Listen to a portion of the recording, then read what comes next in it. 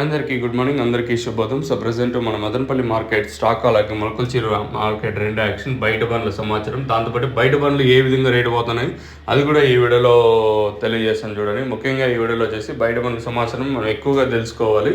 ఎందుకంటే దాని ఎఫెక్ట్ మనం రీసెంట్గా నేను మొలకల్చీరు చూసాము, అలాగే మన మదనపల్లి మార్కెట్ కూడా నేను జరిగింది. ఇదే ఎఫెక్ట్ అయితే పడింది నాకు తెలిసినంత వరకు.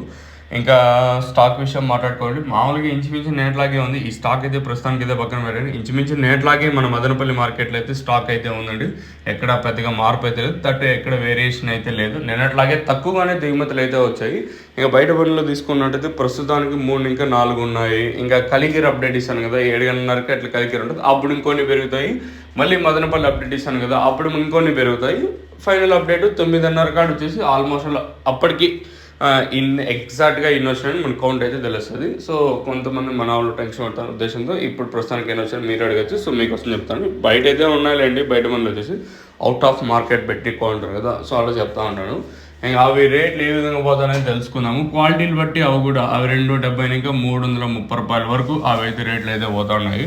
అంటే క్వాలిటీని బట్టి ఒక బండి వచ్చేసి 260, 270, 280, 300 ఇలా క్వాలిటీని బట్టి అవి అయితే రేట్లు అయితే వేస్తున్నారు. ఇది ఇన్ఫర్మేషను.